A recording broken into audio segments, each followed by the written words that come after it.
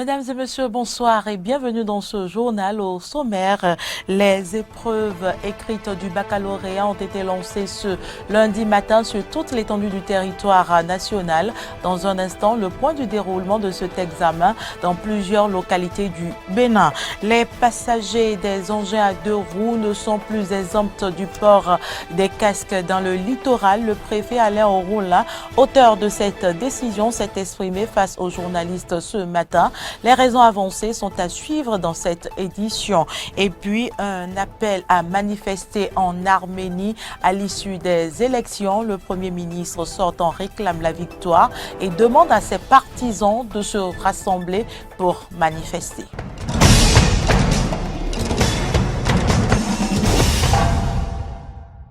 Merci pour l'attention. Je l'annonçais dans les titres. 11 335 candidats répartis dans 18 centres composent depuis ce matin l'examen du baccalauréat session de juin 2021 dans le département du littoral. Le lancement officiel au plan départemental a été effectué par l'autorité préfectorale et le premier adjoint au maire de Cotonou au CEG Begama. Clémence Tonoucoin, Jean-Baptiste Bocon. Les épreuves écrites de l'examen du baccalauréat session de juin 2021 ont démarré ce lundi 21 juin.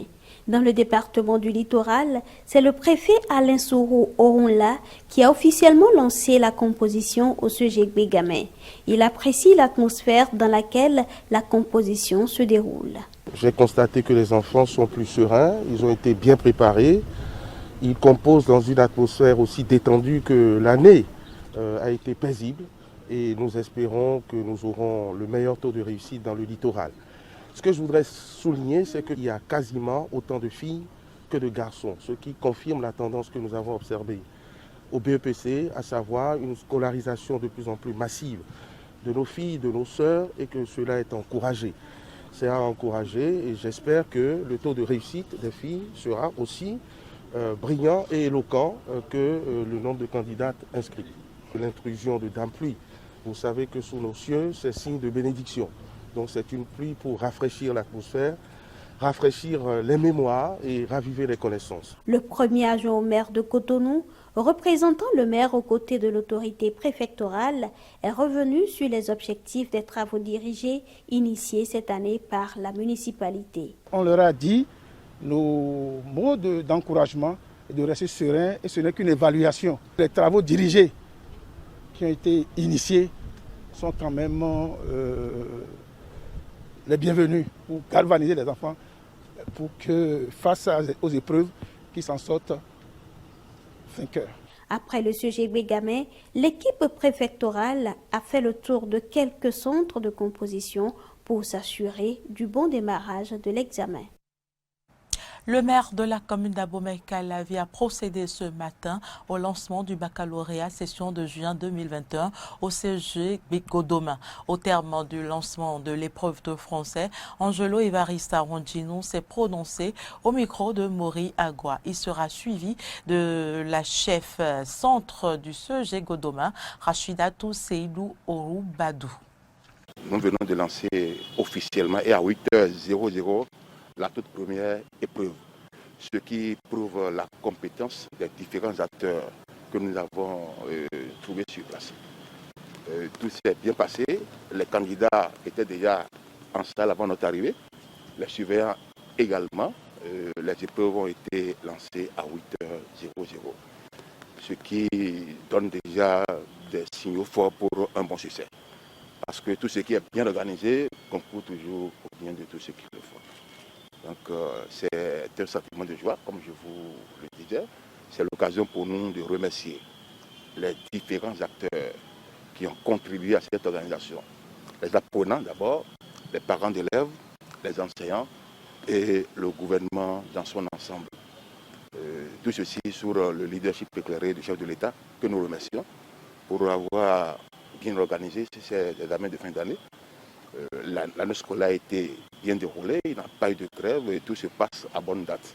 Nous accueillons dans ce centre pour ce baccalauréat session de juin 2021 990 candidats répartis en deux grandes séries scientifiques, les séries C et la série D. La série C est constituée de 210 candidats et le reste pour la série D. Je crois que, comme vous l'avez constaté vous-même, malgré les intempéries, tout est mis en place et nos candidats sont déjà à pied d'œuvre pour le succès patent de cette fin d'année, puisque le gouvernement a mis les petits plats dans les grands. Les écoles ont été accompagnées pour le déroulement des programmes que nous avons menés de bout en bout. Donc, le candidat moyen doit pouvoir se sentir à l'aise pour bien traiter l'épreuve. Nous espérons que notre baccalauréat sera toujours un label pour l'Afrique et la sous-région et nous souhaitons bonne chance à tous nos candidats. Dans le Koufo, c'est le préfet Christophe Megwedji qui a procédé ce matin au CGE1 d'Aplaroué au lancement officiel de l'examen du baccalauréat 2021. Jonas Bochi l'a accompagné. Voici son compte rendu.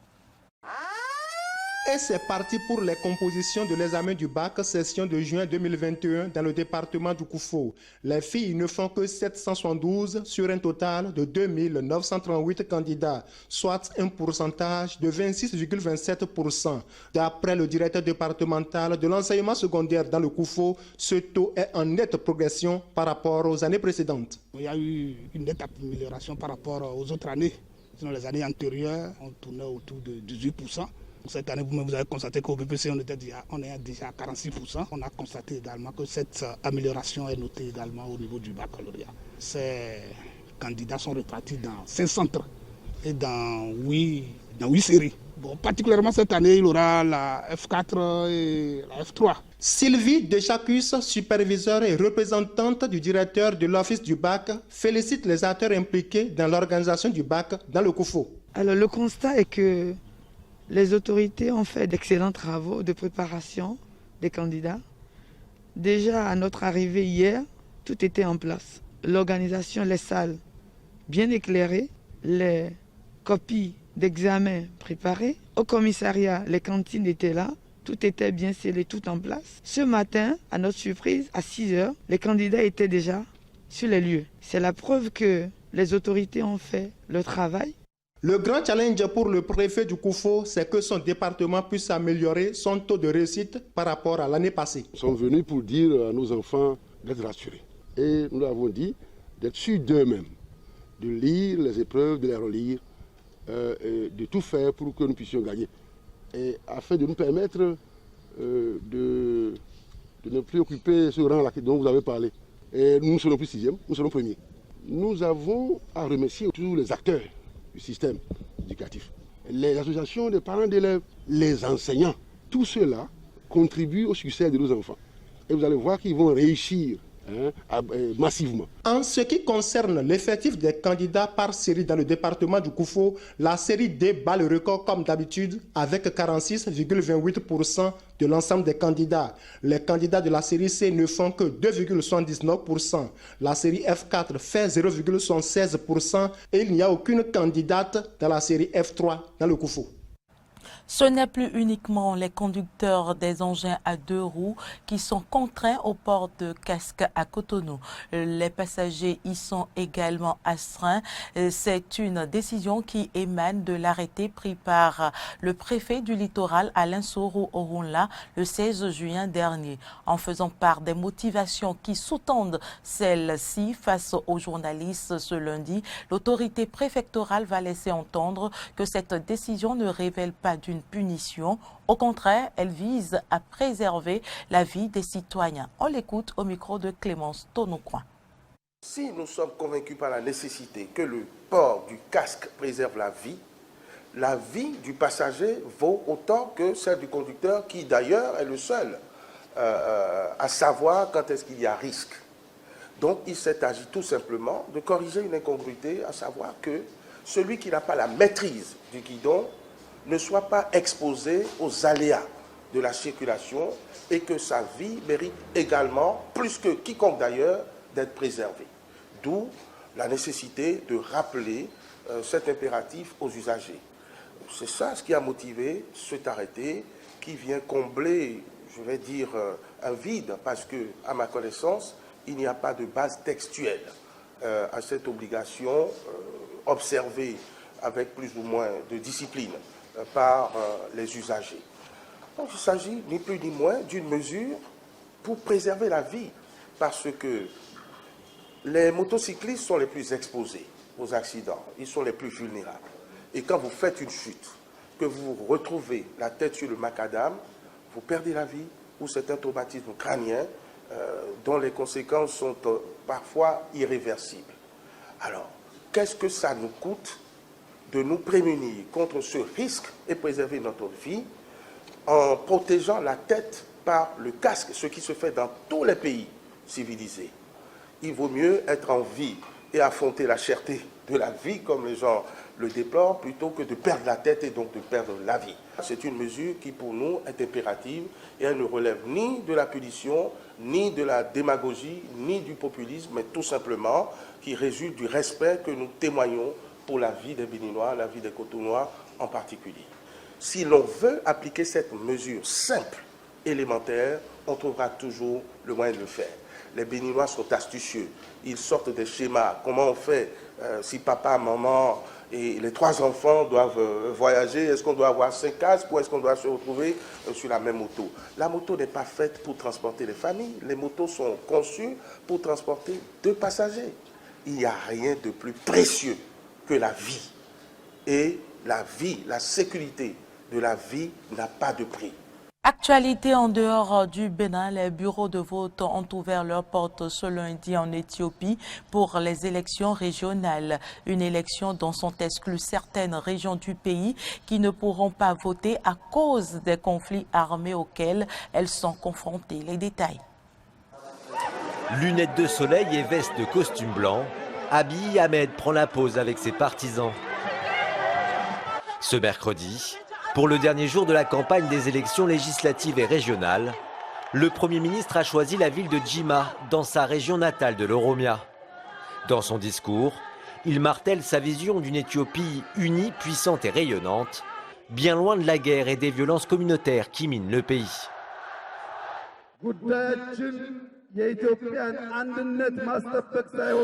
Notre problème n'est pas de protéger l'unité de l'Éthiopie, mais plutôt de faire de l'Éthiopie la force de la Corne de l'Afrique.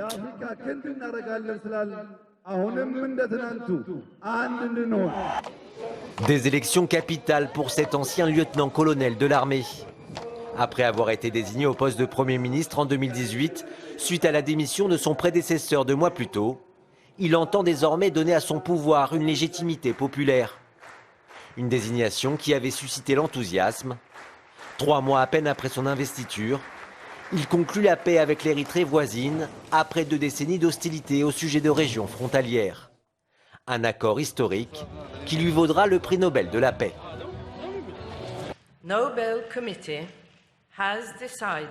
Le comité Nobel norvégien a décidé de décerner le prix Nobel de la paix 2019 au Premier ministre éthiopien Abiy Ahmed Ali pour ses efforts en faveur de la paix et de la coopération internationale, et en particulier pour son initiative décisive visant à résoudre le conflit frontalier avec l'Érythrée voisine.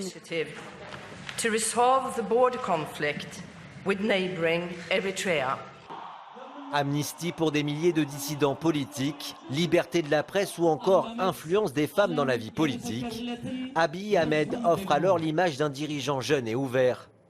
Mais l'homme de 44 ans est rapidement rattrapé par les violences ethniques persistantes.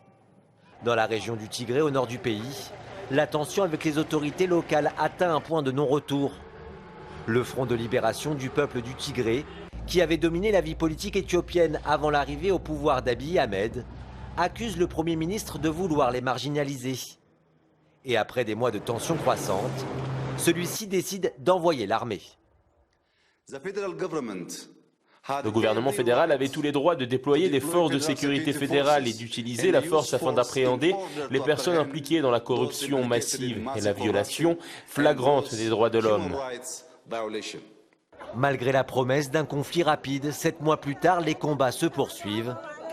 Et la famine sévit dans la région où 350 000 personnes sont directement menacées selon l'ONU. Et où plus de 90% des plus de 5 millions de personnes vivant au Tigré ont besoin d'une aide alimentaire d'urgence.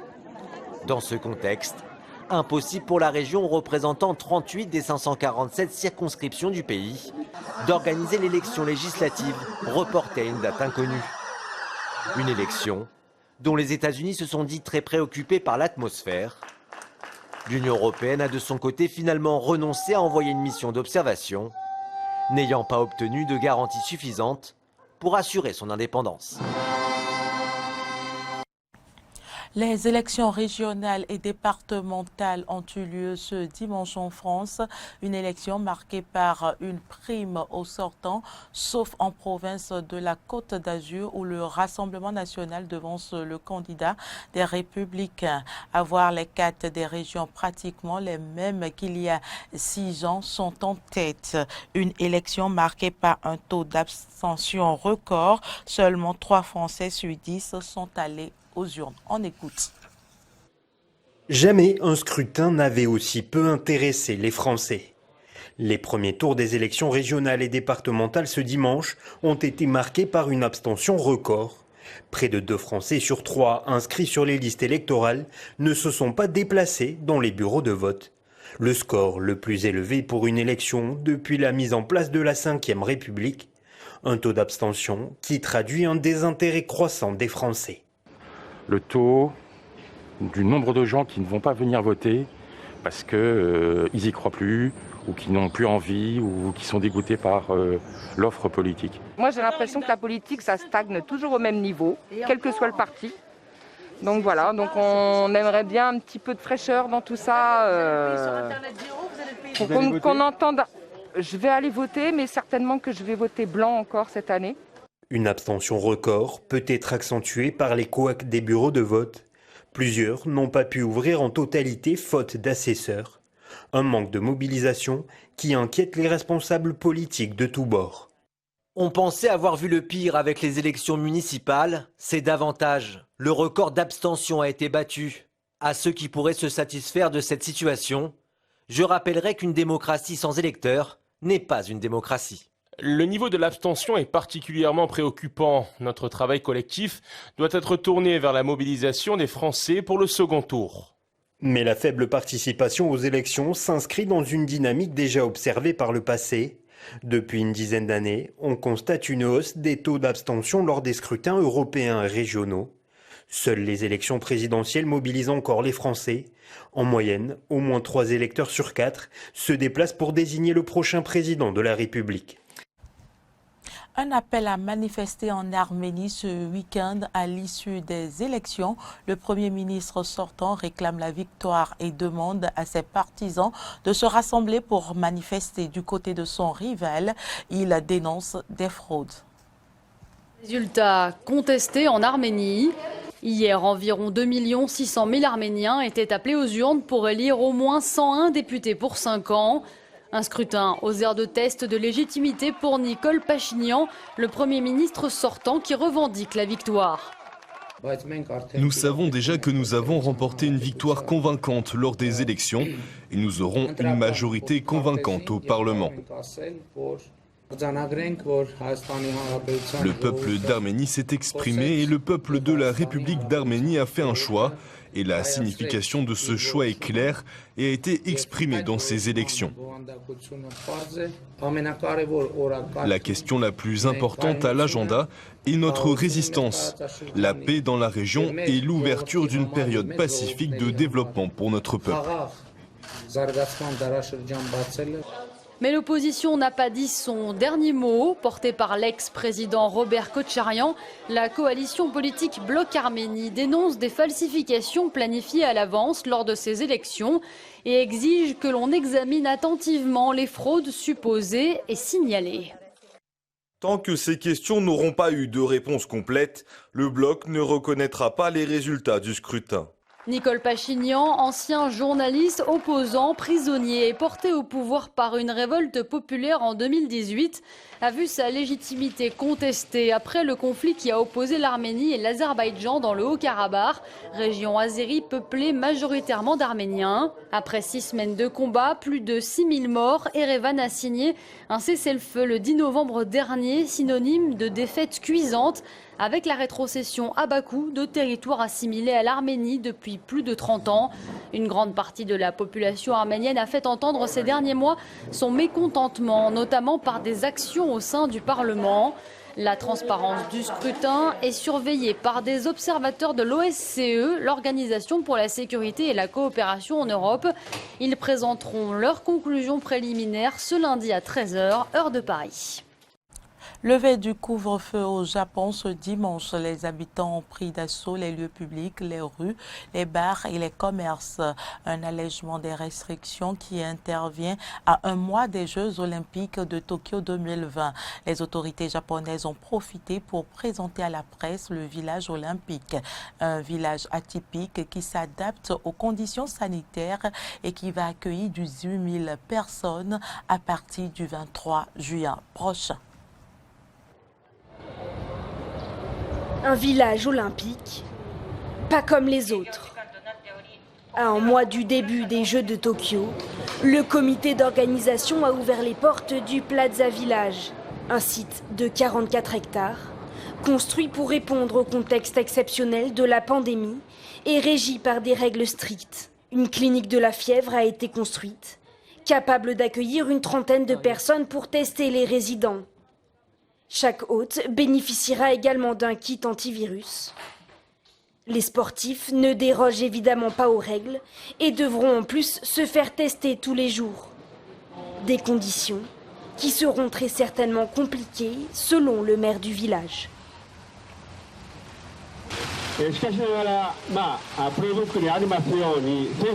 Comme indiqué dans le livre des Jeux, les athlètes seront soumis à de nombreuses restrictions. Ils devront porter des masques à tout moment, sauf pour manger, s'entraîner, concourir et dormir. Je pense que cela va être difficile pour les athlètes du monde entier.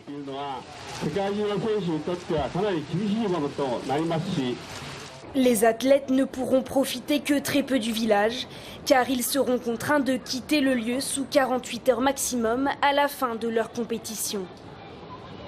Et s'ils ne pourront pas profiter de la ville et de ses alentours à cause de la pandémie, le Plaza Village leur offrira malgré tout une certaine hospitalité. La vue depuis le village est magnifique. Il dispose d'une salle à manger où les athlètes peuvent se détendre et d'une zone d'entraînement. Les installations liées à l'hospitalité sont excellentes. Pour les athlètes qui ne peuvent pas profiter de la culture japonaise à cause du coronavirus, je pense que le village leur offre un grand espace de détente. Les restrictions s'étendent également aux fêtes qui sont strictement interdites dans le village. La consommation d'alcool devra se faire seule et en chambre. La traditionnelle distribution de préservatifs, 160 000 pour cette édition, est maintenue. Mais l'organisation n'encourage pas leur utilisation. Covid oblige. Toute infraction aux règles instaurées entraînera une exclusion du village. Les mesures de contrôle sont tout aussi strictes pour les journalistes étrangers qui seront géolocalisés par le comité et devront détailler la liste des endroits où ils souhaitent se rendre. Le plus gros défi reste malgré tout le traitement des 20 000 tests qui seront réalisés chaque jour, bien que 75% des résidents du village seront vaccinés. Des Jeux olympiques inédits qui n'accueilleront pas de spectateurs étrangers. Une décision est attendue ce lundi en ce qui concerne les spectateurs japonais. Ce sera tout pour cette édition. Merci de l'avoir suivi. À demain.